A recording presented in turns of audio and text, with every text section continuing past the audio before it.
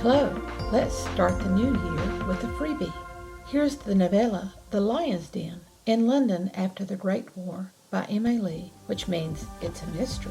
Welcome to The Right Focus, a podcast for writers at all levels, headed up by M.A. Lee with assistance of Edie Rooms and Remy Black, all from Writers Inc. books. Our focus is productivity, process, craft, and tools.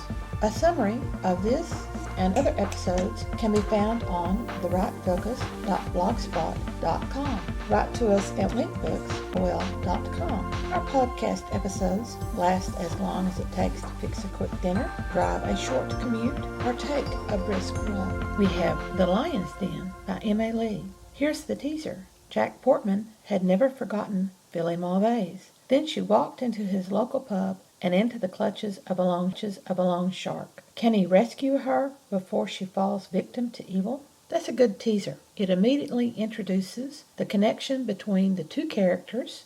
It also presents the danger for one of the characters and the motivation or purpose of the other character, all with a question. Ready? Here in The Lion's Den. Hell and damnation. Jack Portman lifted the pint of stout to hide his face and watched Filly Malvaise look around the pub. That had to be her fourth look, just as blind as the previous ones. Not all of them would be blind. He hadn't forgotten her, not a single jot. She changed, though. Up with the times in one of those head-covering hats, her hair bobbed. The loss of her long brown hair hit him like a punch. She wore a shapeless serge gray jacket over her dress. The skirt revealed her calves. That skirt almost made up for her curly hair.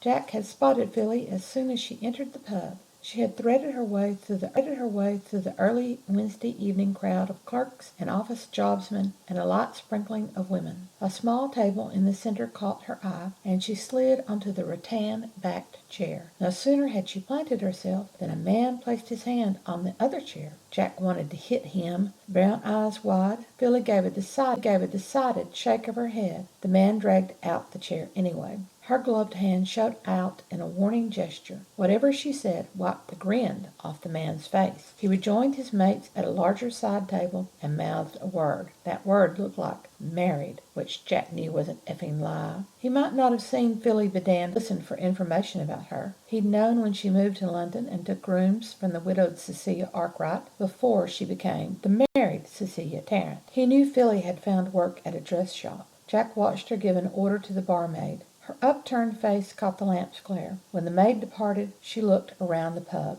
Something troubled her. Whatever had brought her to his local, the Gold Eagle pub, was far from her flat and her work. There were up to 5 looks, still blind. Occasionally, Filly ran with the other bright young things, the racy ones who jumped in fountains with her cousin Tori, or the bohemian ones who talked around paintings and sculpture with her cousin Greta. Tori and Greta ordered around anyone in their circles. Filly didn't take their orders, which put her in the outer sphere for all the blood connection. He liked her from the start, that Christmas at Emberley, the Malvaise estate, although her father was second son and had inherited only a modicum of wealth. Still, a modicum was more than Jack had. Filly had panicked when Tony Gresham turned up murdered. She hadn't tried to interfere with the investigation. Plucky thing had stood up to her cousin's interferences. Jack had thought Filly too young. His years in the sodding trenches aged him. Mental years, rather than physical years. He had a need to earn his pay rather than live off the Malvaise family. Filly Bedan Malvaise wasn't effing married, though.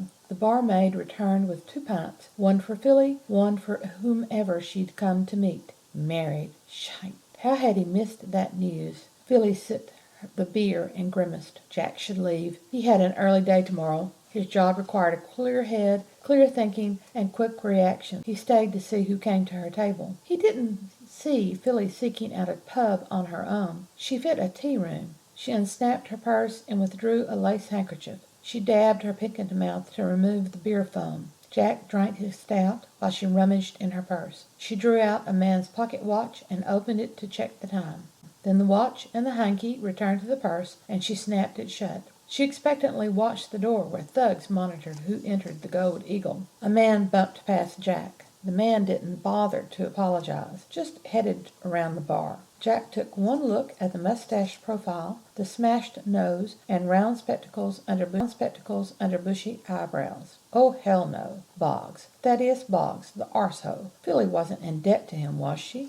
Boggs came from the back, employees only. That made Jack rethink his choice of local. The arsehole wrapped his thick fingers around whoever he could, then squeezed and squeezed until they choked up whatever he wanted. And he plonked down in the chair across from Filly Malvaise. Hell and damnation. She didn't smile. Jack would have cursed aloud if she had. She could have ruined all his dreams with one sweet curve of her pink lips. But she didn't smile at Boggs. She frowned. Boggs grinned. His tongue touched his head. Whatever he replied widened Filly's brown eyes. Then Boggs wrapped his fat fingers around the pint and stood. His other hand swept out, an obvious gesture for her to precede him. She hesitated. Boggs said something short. Filly's dislike couldn't be mistaken, but she stood and looked over at the bar's corner, right at Jack.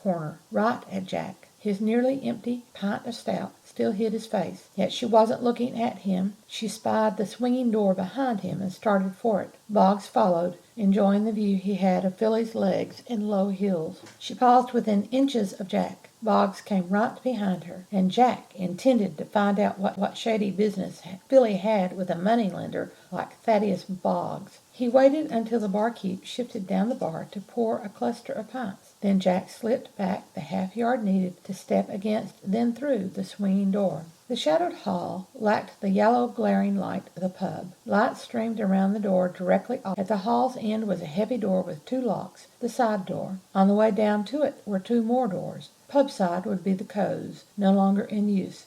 Opposite it, a little further along, was another door. Jack tried the knob to the Co's. It turned easily. The door swung into darkness, street lights shining through the windows, the bottom halves blocked by curtains, so the people in booths had privacy. He left the Co's door ajar and soft-footed to the opposite door. Pale light streamed under the door. He heard Filly before he reached it. "Gone up? Why has the price gone up?" "I said it does. Fair market price." "Fair!" Hell and damnation. Why had Filly gone to a moneylender? "Bidding war," Boggs said. "You had a deal." "Like I said then, one-time offer, gone now. Price went up, and up again." What do you mean? What do you mean by bidding war?" "Someone else wants it. They've offered more." "How much more?" "I want 400 from you."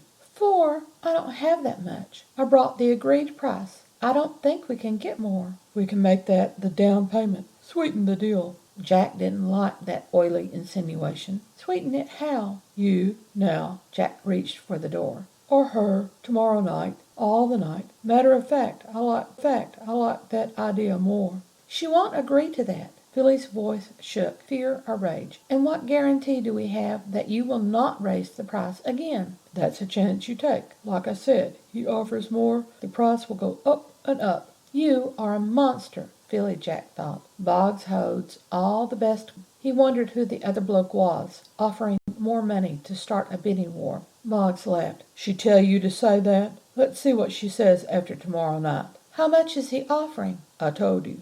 "No, you said our price had gone up to £400. How much is he offering?" £350. Do you have his guarantee that he'll pay £350? "What do you care? You can't pay that." "I can pay £325. I have that much. £25 more than what you agreed to. All of it. Right now. A sure thing." "He offered 50 more." "You don't know he'll pay £350. You don't know he'll pay anything." "He wants it. Maybe more than she does. He'll come up with it." "But you have no guarantee. £325 now, and everything in my hand, and we're done. A certain thing, Mr. Boggs, versus a chancy thing later." Silence descended. "Take it," Jack prodded. "Take it." Filly broke £5. "All of it. Right now, Mr. Boggs." "Just one problem, miss." Boggs' voice did sound regretful. "I don't have the packet here." "Where is it?" "We'll retrieve it." "Don't go with him, Filly." Or maybe she should. Jack would follow. He would ensure that nothing happened to her. He would force Boggs to follow through on the deal instead of discovering a way to crook her again. "It's in a safe place." "Then we'll go there now. You will get your money. I will have the packet, and we're done." "I got a couple more meetings." "After them then." A pause, while Jack reckoned the arsehole Boggs stared at the money she offered now and weighed up a guaranteed profit versus a chancy future. As Filly had pointed out, she could drive a bargain for him any day. How long before these other meetings are over? Couple of hours. I'll wait then. Out in the pub, you, 2 solid hours. To ensure we keep our deal current, Mr. Boggs. More silence. Then the man said, Tell you what, here it comes. The arsehole was changing the deal on her again. 2 hours gives you time to get her down here. You fetch her. You get her to hand me the money, and I'll hand over everything. Or is she too good to dirty her hands with payment for her own problems? You get her down here. She gives me the money, herself, and we'll make it a round 3. Save yourself 25 pounds. But I want to see her smiling as she hands me the money, and I hand her the photographs and the negatives and those letters. That's our deal. Good until midnight. 300 pounds until midnight. And her pretty hands giving me the money. Her pretty eyes looking into mine. Her pretty mouth saying, Nice doing business with you, Mr. Boggs. You keep adding things. We can leave you out of it if you want. No, I'll come with her. And I'll thank you now, Mr. Boggs, for agreeing to my offer. Jack heard chair legs scrape on the wooden floor. Sure, why not? I'll get me 400 pounds. What do you mean? Billy sounded close to the door.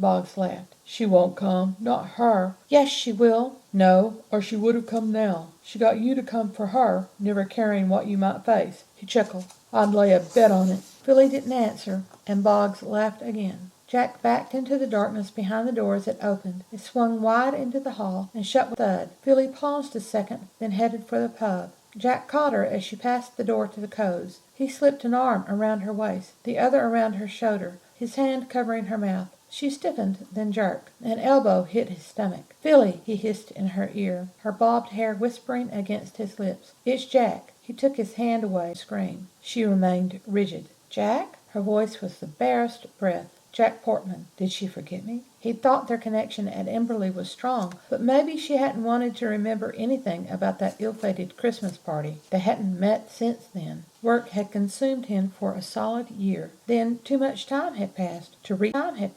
reintroduce himself to her. He kept hoping to meet her at her cousin's parties, but she must attend the ones he didn't. They always just missed each other. Jack, she repeated, but she became pliant. What are you doing? In here, he said, and guided her by the shoulders to the Coes. He pushed her inside, then shut the door with the faintest of clicks. So, that's the opening scene to The Lion's Den. The story is connected to the Into Death series, which features the artist Isabella Newcomb. Jack and Filly first appeared in the mystery Christmas with Death. If you enjoyed this opening excerpt and want to read the rest of it on your own, will.com. To receive a free copy of The Lion's Den and to subscribe to our newsletter. We won't bombard you with emails, I promise. Just quick monthly announcements of what's new and what's relevant in the Writers Inc. world. Or you can visit therightfocus.blogspot.com, where you can find show notes and more information about our podcast. For now, though, time to set your resolutions for 2021.